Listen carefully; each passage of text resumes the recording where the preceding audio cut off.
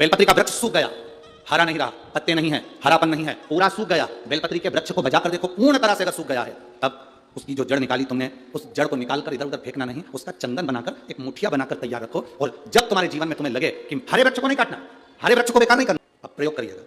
कभी मौका मिल जाए तो प्रयोग करके देखिएगा। शरीर में कहीं पर भी गांठ पड़ गई हो और डॉक्टर कह रहा है कि इसका ऑपरेशन जरूरी है, तो प्रदोष के दिन जो आपने बाबा के ऊपर बेलपत्री की जड़ का जो चंदन का लेपन करा है, उसकी जो गोली बनाई है, उसको 15 दिन तक रोज एक गोली पानी से निकलना प्रारंभ करो। कुंदकेश्वर महादेव का नाम लेकर उस गोली को खाना प्रारंभ करिए। आपको 15 दिन के बाद डॉक्टर से जांच कराने के लिए जाइए, गठान धीरे धीरे गलना प्रारंभ हो गई हो, गांठ धीरे धीरे गल रही हो, उसका फल मिलता है। प्रदोष वाली बेलपत्र का चंदन का जो गोली तुमने बनाई, उसका फल तुम्हें मिलेगा। अब सोमवार की अष्टमी के दिन का जो चंदन है, बाबा को जो तुमने बेलपत्री का चंदन का जो लेपन करा है, देखिए डॉक्टर हनुमान जी के यहाँ पर ये कथा चल रही है। करने वाला डॉक्टर हनुमान जी हैं, कराने वाले डॉक्टर हनुमान जी हैं, और सुनने वाले डॉक्टर हनुमान जी हैं, और बोलने वाले भी डॉक्टर हनुमान जी हैं। कर लिया वो आपके ऊपर।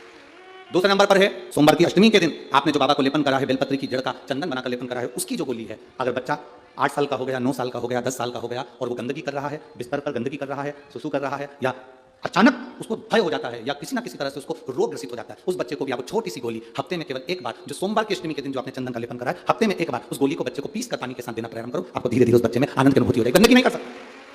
अब तीसरे नंबर पर है शिवरात्रि के दिन जो हमने बाबा को बेलपत्री के चंदन का लेपन करा।